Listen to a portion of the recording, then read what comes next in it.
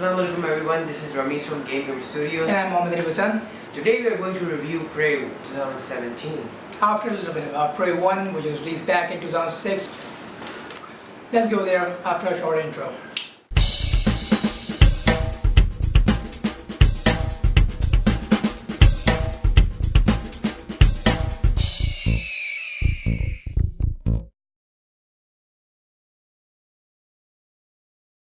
So hello guys again. So we are on the first segment of our video. We are discussing about Prey 1. So Prey 1 was a really old game back when PS2 was the biggest console of the world, and that game was we were in a bar. We had our name was Tommy, I guess, and we had our grandfather who was a Radeon, and after a little while the alien invasion started happening in that particular bar with Blue Oyster Cult song, which is a very iconic song, and we used a wrench in the beginning of the game as we do in Prey 2, and afterwards it's a combination of sci-fi, alien warfare and combat, and there's a 20% part where Radeon shit is going on. So in that game you don't actually die. Every time you die you go to a place where eagles are flying behind you, and you are in a flying rock type of place, and you are going to shoot those eagles with your bow, and as more and more eagles you shoot, the more you spawn back in that particular situation where you left dead with more health. So it's like that, and there's a minor section to use those abilities, Red Indian abilities. It was a different kind of game. So that game does not have the stealth option, but Prey 2, on the other hand, it has technology, it has a stealth option and different dynamics of story, and it has multiple endings. So let's get to the second segment of this video where we are discussing only Prey 2.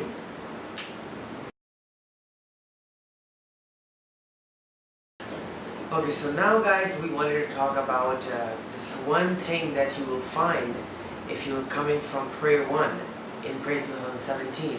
And that is the actual confusion of the whole story. Now, in Prey 1 there's a whole confusion going on in which you don't know what's going on, and the aliens are trying to invade the world, and you will also find that there's some entity which is messing up the whole entire these portals between worlds. The same confusion which you will find in this game too, in Prey 2017, is that something is going on and you don't know what, and you are just you're just put right into the action, and you have to figure out yourself. And this confusion actually is kind of like enjoyable and kind of like really nostalgic, because the same thing happened in Prey 1, and I really like this part because they actually didn't just completely reboot the whole story, but they took a lot from the original game as well. And secondly, I wanted to talk about the stealth version. I mean, if you're talking about confusion and then there's stealth, I mean, this is a very lovely relationship between going on, and stealth is a main part of this game as well. Yeah.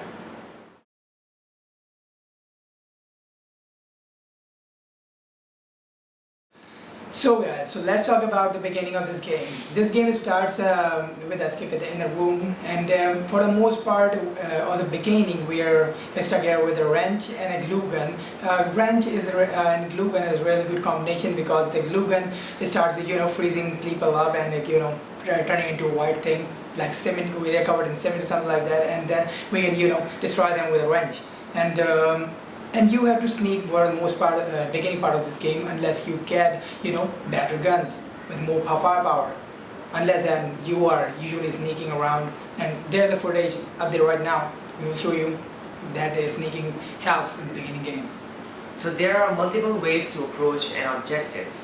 And so in the game, you can actually have a choice to approach an objective in a different way. And it makes for an interesting game if you don't want to follow the same generic path every time. In a similar way, opting for a different way can lead you to pick up different optional objectives.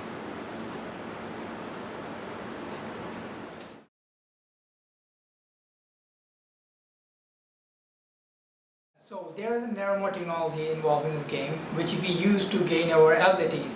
Anyway, the first one we found is actually placed on really happy skull face, and it's like you can see it on the image right there. So actually you find it and you put it on your eyes and it gets through your eyes, and by the injection you can actually receive powers like much more stamina, you can gain health, and you can upgrade your powers like lifting heavy weights and stuff like that.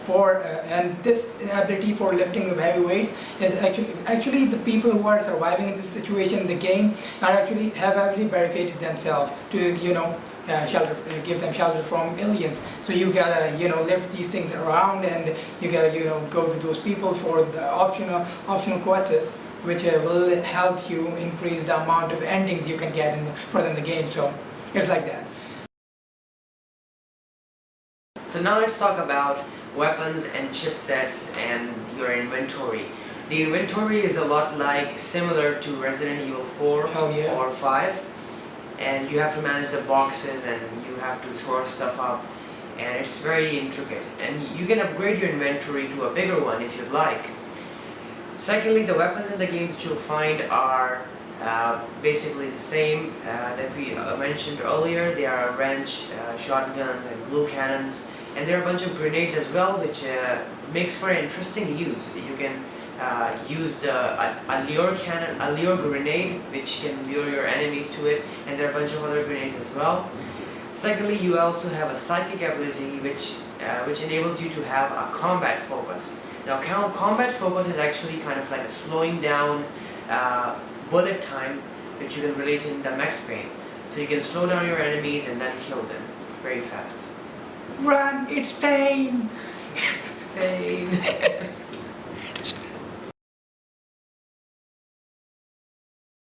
So actually it feels like we are going on and on about this game, but let's face it, this game has a lot to offer. It is a big ass package and a small ass package. Well, let's go to the documents and the key codes you can find in the game. Actually, this game has a large variety of books to read. If you want to read the books, you can find them. And if you are reading emails, documents, or paper which are lying around, if they are not mimics, yeah, they usually mimics. And if you can read them, you can get codes earlier in the game. You can get documents, which is very useful for the ending of the game, and you can find stuff very related to the main story and option quest. And other things, you have weapons and have scope on your head. If you will research the enemy, so you can actually convert your neuromods to perform those abilities which your aliens are doing, and it can actually help you in the game. So research and reading stuff like that can help you get you to a really good start, and you can actually know what the hell is going on, and you can be prepared for it for later on.